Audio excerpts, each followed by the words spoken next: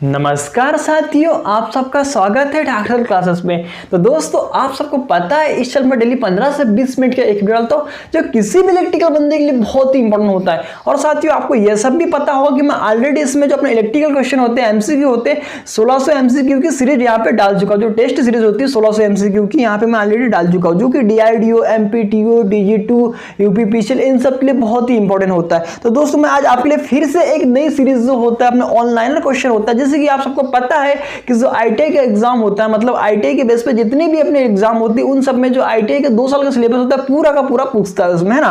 तो ये मैं वन लाइनर क्वेश्चन लेके आया दोस्तों, इसमें पूरा का पूरा आईटीआई का अपना जो 2 साल का सिलेबस है ना, पूरे के पूरे आपको क्लियर करा दूंगा इसमें। तो जैसे कि मैं आज आपके लिए लिया इलेक्ट्रॉनिक का जो चैप्टर होता है, बहुत ही इंपॉर्टेंट होता है किसी भी एग्जाम की दृष्टि से। तो आज जो इलेक्ट्रॉनिक का जो सेशन है स्टार्ट करते, देख पा रहे होगा मैं डेस्कटॉप की ओर पहला आज का सेशन ले रहा हूं मैं अपना इलेक्ट्रॉनिक्स का, क्योंकि ये अपना जो एग्जाम है ना डीआरडीओ को पास में आ रहा है, ठीक है। तो उसके लिए भी बहुत ही इंपॉर्टेंट होने वाला है, खास करके जो एमपीटीयू है उसमें भी बहुत ही पता है आपको इंपॉर्टेंट लगता है। तो चलिए आज का सेशन स्टार्ट करते हैं। विज्ञान की वह शाखा जिसमें इलेक्ट्रॉन यो अन्य आवेश वाहकों का निर्वात यो अर्धचालकों में से प्रवाह यो उनके अनुप्रयोगों का अध्ययन किया जाता है, उसे इलेक्ट्रॉनिक्स कहा जाता है। तो दोस्तों, इसकी डेफिनेशन आपको बहुत ही अच्छे से याद होना चाहिए, क्योंकि हम इलेक्ट्रॉनिक्स पढ़ने जा रहे हैं, ठीक है। तो देखिए इसमें क्या क्या दिया हुआ है इलेक्ट्रॉनिक्स में, कि इलेक्ट्रॉनिक परिपथों में प्रयोग किए जाने वाले पुर्जे क्या होते हैं, 2 प्रकार के होते हैं, जिसको क्या बोलते हैं निष्क्रिय घटक, जिसको क्या बोलते हैं पैसिव, और एक होता है सक्रिय घटक, जिसको क्या बोलते हैं एक्टिव घटक। तो जानते हैं दोस्तों इनके बारे में विस्तार से यह क्या होते हैं, ठीक है दोस्तों। यह क्या वन लाइनर क्वेश्चन है, तो इसमें क्या हो रहा है कि जो मेरे को इसमें डीप में बताना वो भी बताते जा रहा हूँ, ठीक है। तो जैसे कि आप देख पा रहे हैं मेरे डेस्कटॉप पे मैंने इसमें क्या हाथ से लिख के रखा है, टाइप्स ऑफ एलिमेंट, है ना, कि जो एलिमेंट होते हैं कितने प्रकार के होते हैं अपने इलेक्ट्रॉनिक्स में, यहाँ पे देख पा रहे होगे। तो इसमें होता है दोस्तों पहले एक्टिव एंड पैसिव एलिमेंट होता है। एक्टिव मतलब सक्रिय, और एक होता है निष्क्रिय तत्व, ठीक है। एलिमेंट मतलब तत्व, तो इसके बारे में भी आपको पता होना चाहिए। दूसरा क्या आ जाएगा दोस्तों, देखिए linear and non linear element, इसके बारे में पता होना चाहिए। फिर आ जाएगा दोस्तों टाइम वेरिएंट, और एक होता है टाइम इनवेरिएंट एलिमेंट, और चौथा होता है दोस्तों यूनी डायरेक्शनल, और उसमें आता है बाई डायरेक्शनल। तो इन सब के बारे में आपको पूरा का पूरा नॉलेज होना चाहिए कि क्या होता है करके, ठीक है। तो जानते हैं जो एक्टिव एलिमेंट होता है ना, वह क्या कर सकता है। तो दोस्तों ये जो होता है ना अपना एक्टिव एलिमेंट, ये एम्प्लीफिकेशन और ऊर्जा को निरंतर प्रभावित करते हैं, उसे एक्टिव एलिमेंट कहते हैं। या फिर देखिए इसके जो एम्पलीफाई करा सकते हैं या फिर प्रोसेस करा सकते हैं, उसको क्या बोलते हैं एक्टिव एलिमेंट कहते हैं। यह क्या होता है दोस्तों, जनरली सेमीकंडक्टर के बने होते हैं, मतलब सेमीकंडक्टर का जितना भी मटेरियल होता है उससे जो भी बनता है, जैसे कि डायोड हो गया, एससीआर हो गया, एफईटी हो गया, तो यह सब क्या आता है दोस्तों एक्टिव एलिमेंट के अंतर्गत आता है। और वोल्टेज सोर्स और करंट सोर्स, ये भी क्या होता है इसके एग्जाम्पल है। अब जानेंगे जो अपना पैसिव एलिमेंट होता है ना, वह क्या होता है, जो लंबे समय तक ऊर्जा को प्रभावित नहीं कर सकता, या फिर बोल सकते हैं उसे जो खुद से नहीं चल सकता, उसे बोलते हैं पैसिव एलिमेंट बोलते हैं। जैसे कि होता है दोस्तों रेजिस्टेंस, इंडक्टेंस, कैपेसिटेंस या फिर ट्रांसफार्मर, ठीक है। ये क्या होता है पैसिव एलिमेंट के अंतर्गत आता है। आगे देखिए लीनियर एलिमेंट क्या कहलाता है, जो ओम के नियम का पालन करते हैं साथियों, उसे बोलते हैं रैखिक एलिमेंट या फिर लीनियर एलिमेंट कहलाते हैं। जैसे कि रेजिस्टेंस होता है, अपना जो रजिस्टर होता है, रजिस्टर, इंडक्टर, कैपेसिटर, यह क्या होता है ओम के नियम का पालन करते हैं, ठीक है। आगे देखिए इसी में होता है नॉन लीनियर एलिमेंट, तो वह एलिमेंट जो ओम के नियम का पालन नहीं करते वह नॉन लीनियर एलिमेंट कहलाते हैं। जैसे कि जर्मेनियम और सिलिकॉन, जिसको हम अर्धचालक बोलते हैं, ठीक है। आगे देखिए इसी में time variant and time invariant element, यह क्या कहलाता है दोस्तों, तो वह एलिमेंट जो समय के साथ या फिर टाइम के साथ वेरी करता है उसे बोलते हैं टाइम वेरिएंट, और जो समय के साथ वेरी नहीं करता उसे बोलते हैं टाइम इनवेरिएंट बोलते हैं। तो जैसे कि इसमें एग्जांपल लिखा हूं मैंने, इसमें जैसे कि आप देख पा रहे हो जो प्रतिरोध होता है ना, प्रतिरोध रेजिस्टेंस, टाइम इनवेरिएंट एलिमेंट कहलाता है, क्योंकि ये समय के साथ यानी समय के बढ़ने पर रेजिस्टेंस नहीं बढ़ता, आपको पता होगा। अब जानते हैं कि जो यूनी डायरेक्शनल एलिमेंट जो होता है ना, वह क्या होता है दोस्तों, वह एलिमेंट जिसमें करंट एक ही दिशा में बहता है, जो कि वोल्टेज को बदल देने के बाद दिशा नहीं बदलता, उसे बोलते हैं यूनी डायरेक्शनल एलिमेंट बोलते हैं। जैसे कि इसमें एग्जांपल आ रहा है डायोड, है ना, ठीक है। तो क्या बोलना चाह रहा है, बाई डायरेक्शनल एलिमेंट, वह एलिमेंट जिसमें करंट की दिशा दोनों दिशा में बदलता है, वोल्टेज को बदलने के बाद वह दोनों दिशा में कार्य करता है, तो उसे बोलते हैं बाई डायरेक्शनल एलिमेंट, जिससे कि इसका एग्जांपल आ जाएगा रेजिस्टेंस। तो दोस्तों यह आपको जो अपना एलिमेंट होता है ना वो क्लियर हो गया होगा, ठीक है। आगे देखिएगा नेक्स्ट इसमें क्या बोलना चाह रहा है। नेक्स्ट का दोस्तों, किसी भी घटक के परमाणु का एक केंद्रीय भाग होता है, आपको पता है केंद्रीय कोर होता है, जिसमें क्या होता है, जिसे क्या कहते हैं, नाभिक कहते हैं। तो दोस्तों आप सब पढ़ते आ रहे हैं, इसके बारे में आपको पता होना चाहिए। तो जो नाभिक होता है दोस्तों, उसके बारे में जानते हैं क्या क्या होता है उसमें। नाभिक में प्रोटॉन तथा न्यूट्रॉन रहते हैं तथा इनके चारों ओर कक्षाओं में इलेक्ट्रॉन क्या करते हैं, गतिमान होते हैं। मतलब कि जो इलेक्ट्रॉन होते हैं ना, चार कक्षाओं में क्या करते हैं, गतिमान करते हैं। तो भैया देखिए इन्होंने क्या क्या बताया, आगे देखिए। प्रोटॉन पर धनात्मक आवेश होता है, सबको पता है, तथा इलेक्ट्रॉन पर क्या होता है, ऋणात्मक आवेश होता है, ठीक है। तथा जो न्यूट्रॉन होता है भैया वो क्या होता है, आवेश रहित होता है, मतलब कि उदासीन होता, उस पर कोई आवेश नहीं होता। अब भैया देखिए यहाँ पे क्या क्या नाम लिया गया है। एक इलेक्ट्रॉन होता है, जैसे कि ये इलेक्ट्रॉन, तो इलेक्ट्रॉन पे आपको सबको पता है ऋण आवेश होता है, तो इस पे जो आवेश होता है दोस्तों वो कितना होता है वह भी आपको पता होना चाहिए, ठीक है। तो वह होता है दोस्तों -1.6, यहाँ दोस्तों पॉइंट आ जाएगा -1.6 इंटू के 10⁻⁻19 कूलम आ जाएगा, ठीक है। अब भैया यहाँ पे देखिए प्रोटॉन भी लिखा हुआ है, तो इसके बारे में भी पता होना चाहिए कि जो प्रोटॉन होता है ना उस पर जो होता है ना क्या होता है, धन आवेश होता है, तो उस पर क्या आ जाएगा, सामने में क्या लग जाएगा, +1.6 इंटू 10⁻⁻19 कूलम आ जाएगा भैया, ये याद रखना है आपको। अब देखिए आगे यहाँ पे क्या लिखा है, न्यूट्रॉन भी लिखा हुआ है, तो न्यूट्रॉन पे क्या आ जाएगा भैया, यह क्या होता है, एन है ना, तो एन पे देखिए 0, मतलब कि इस पे क्या हो जाएगा, कोई आवेश नहीं होता, यह क्या होता है, शून्य होता है, मतलब कि उदासीन होता है ना। अब भैया देखिए यहाँ पे इलेक्ट्रॉन बोला गया है, तो जो इलेक्ट्रॉन भैया थे, मतलब इलेक्ट्रॉन जो था उसकी जो खोज की थी कौन ने किया था भैया, तो वो किया था अपने जे थॉमसन जो वैज्ञानिक थे, उन्होंने क्या किया था, इलेक्ट्रॉन की खोज किया था। जो प्रोटॉन थे उसकी खोज किसने किया था, मतलब प्रोटॉन की खोज किसने किया था, जो गोल्डस्टीन थे ना उन्होंने प्रोटॉन की खोज की थी। आगे देखिए न्यूट्रॉन, तो न्यूट्रॉन की खोज कितनी की थी, जो जेम्स चैडविक थे उन्होंने भैया न्यूट्रॉन की खोज की थी। तो ये क्वेश्चन आपको पूरा का पूरा क्लियर हो गया होगा।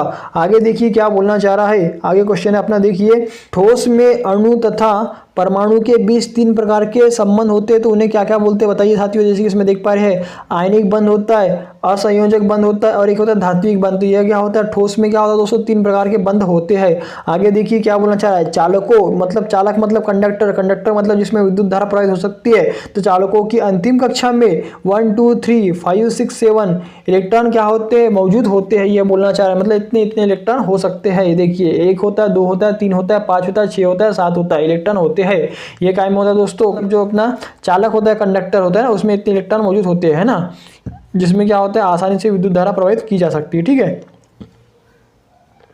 आगे देखिए अचालकों की अंतिम कक्षा में क्या होगा दोस्तों, इसमें क्या होगा 8 इलेक्ट्रॉन। अचालक मतलब कि कुचालक, कुचालक मतलब कि जिसमें विद्युत धारा प्रवाहित नहीं हो सकती, तो इसकी जो अंतिम कक्षा में क्या होगा, इलेक्ट्रॉनों की संख्या 8 होगी। अब देखिए मोस्ट इंपॉर्टेंट क्वेश्चन कई बार पूछता है एग्जाम में कि भैया अर्धचालकों की अंतिम कक्षा में कितने इलेक्ट्रॉन होते हैं, तो कितने होते हैं, 4 इलेक्ट्रॉन होते हैं। एक क्वेश्चन क्लियर हो गया होगा। अब देखिए मोस्टली हम क्या करते हैं, अर्धचालक में जो अर्धचालक होता है ना, जर्मेनियम और जो सिलिकॉन होता है इनका यूज करते हैं। जैसे कि जर्मेनियम का परमाणु क्रमांक कितना दिया हुआ है 32 है, जो सिलिकॉन होता है उसका परमाणु क्रमांक कितना दिया हुआ है दोस्तों 14 दिया हुआ है, ठीक है। अब देखिए आगे इसमें क्या दिया हुआ है, कुचालक अचालक पदार्थ विद्युत की कुसवाहक होते हैं, मतलब जो कुचालक होता है ना उसमें क्या होता है, विद्युत धारा प्रवाहित नहीं की जाती, ठीक है। आगे देखिए नेक्स्ट क्वेश्चन क्या बोलना चाह रहा है, अर्धचालक पदार्थों में परमाणु क्रमिक रूप से क्या होते हैं, व्यवस्थित रूप से, जिसे क्रिस्टलीय लेटिस संरचना कहते हैं, ठीक है। अब देखिए भैया यहाँ पे अर्धचालक पदार्थों का नाम लिया गया है, ठीक है। तो अर्धचालक पदार्थ जैसे कि आप सबको पता है जर्मेनियम होता है, सिलिकॉन होता है, ठीक है। तो इनके बारे में और दोस्तों अधिक पता होना चाहिए आपको, क्योंकि एग्जाम में बहुत ही पूछा जाता है कि जो सेमीकंडक्टर होता है उनके बीच में क्या होता है दोस्तों, जो एनर्जी गैप होता है ना, एनर्जी गैप वह कितना होता है, वह होता है दोस्तों 1 इलेक्ट्रॉन वोल्ट होता है। एग्जाम की दृष्टि से इंपॉर्टेंट है। जो सेमीकंडक्टर होते हैं दोस्तों वो क्या होते हैं, बाइपोलर होते हैं। बाइपोलर मतलब क्यों बाइपोलर बोला जाता है, क्योंकि दोस्तों इसमें जो क्योंकि दोस्तों जो अर्धचालक होता है ना, अर्धचालक में 2 चालक आवेश होते हैं। चालक आवेश का मतलब क्या होता है, इसमें क्या होता है, जो अर्धचालक इसमें एक इलेक्ट्रॉन होते हैं तथा होल होते हैं ना, इनके आधार पे क्या होता है दोस्तों, इलेक्ट्रॉन प्रवाहित होते हैं ना। तो देखिए इसमें इलेक्ट्रॉन होता है जिसपे क्या होता है माइनस आवेश होता है, ऋण आवेश, तथा जो होल होता है इस पे क्या होता है प्लस आवेश होता है, ठीक है।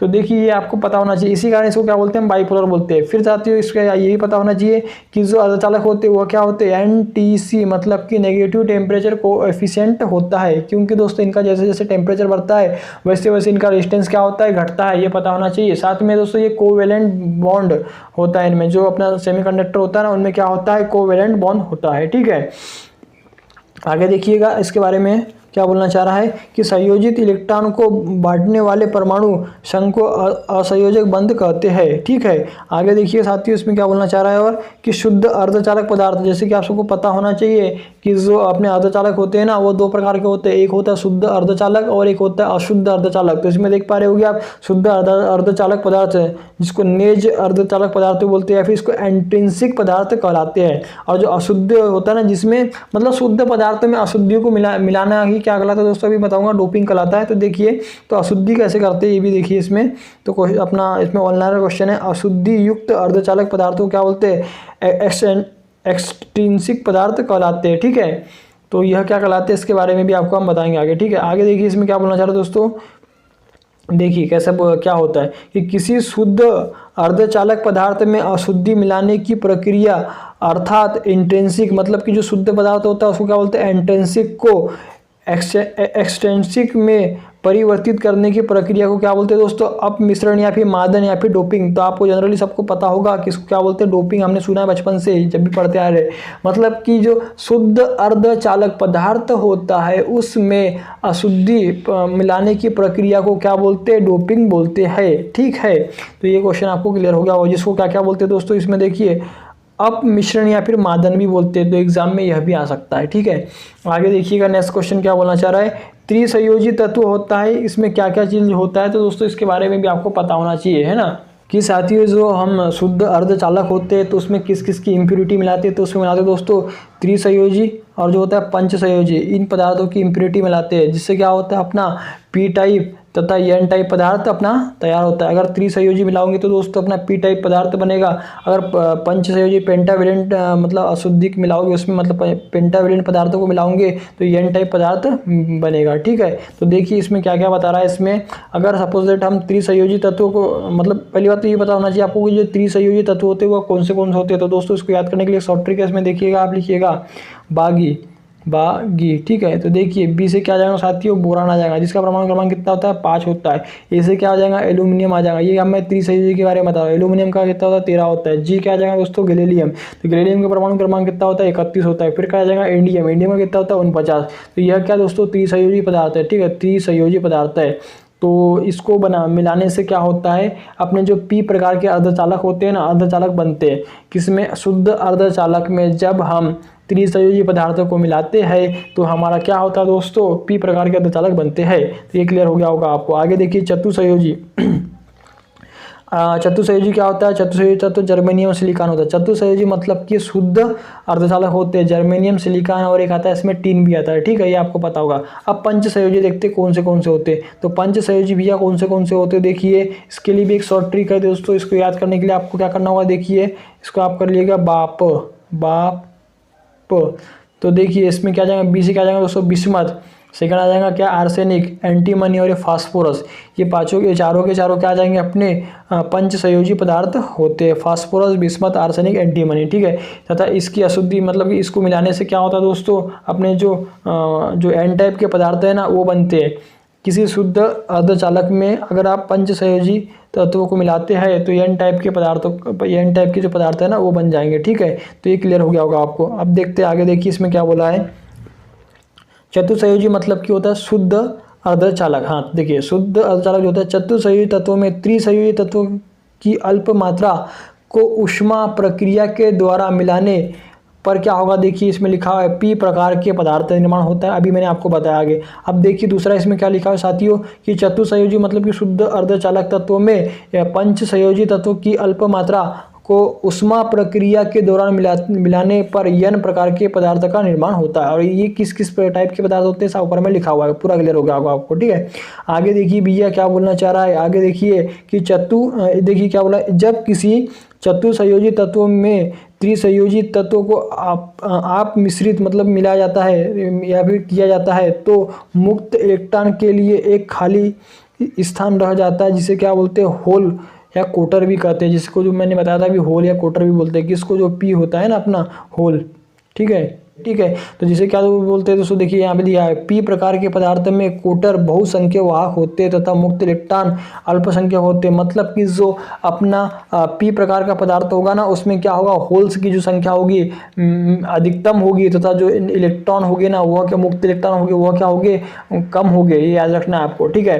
अब आगे देखिए एन प्रकार के पदार्थ में जो इलेक्ट्रॉन की क्या होगी, बहुसंख्या मतलब कि अधिकता होगी, क्योंकि जो एन प्रकार के पदार्थ होते हैं ना, उसमें जो इलेक्ट्रॉनों की संख्या क्या होती है, अधिक होती है, ठीक है। तो इलेक्ट्रॉन क्या होगे, बहुसंख्यक वाहक होते हैं तथा कोटर मतलब कि अपना होल अल्पसंख्यक वाहक हो गए, ठीक है। ये क्लियर हो गया होगा आपको। आगे देखिए साथियों क्या बोलना चाह रहा है, पी एन संधि डायोड में संधि पर एक विपरीत आवेशित आयनों का एक विद्युत क्षेत्र उत्पन्न होता है, जिसे क्या कहते हैं, संधि क्षेत्र या रोधिका कहते हैं, ठीक है। ये भी इंपॉर्टेंट एग्जाम की दृष्टि से। आगे देखिए क्या बोलना चाह रहा है, क्वेश्चन बोल रहा साथियों कि पी एन संधि का वह भाग जहां न तो इलेक्ट्रॉन और न ही कोटर होते, वह क्या कहलाता है, तो वह अवक्षय क्षेत्र या स्थान आवेश कहलाता है, ठीक है।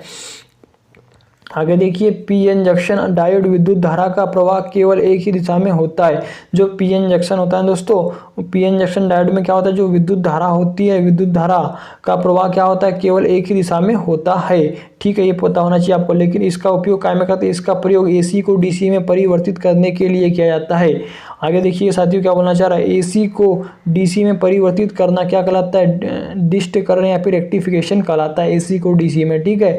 पी एन जंक्शन डायोड की अभिन्नत मतलब कि बायसिंग की दो विधियां होती है, एक होता है फॉरवर्ड बायस और एक होता है रिवर्स बायस। यहाँ लिखा है अग्र अभिन्नति जिसको बोलते हैं फॉरवर्ड बायस, और दूसरा लिखा है पश्च अभिन्नति जिसको बोलते हैं रिवर्स बायस। तो जानते हैं इसके बारे में। इलेक्ट्रॉनिक के आज मैं आपको इतने ही क्वेश्चन कराऊंगा, ठीक है। बाकी आगे देखिए पावर इलेक्ट्रॉनिक्स की युक्ति में कल बाकी और इसके जो क्वेश्चन बचे हुए कल करा दूंगा, ठीक है। तो दोस्तों आप सबको यही तैयारी करते रहे ऐसे ही, है ना।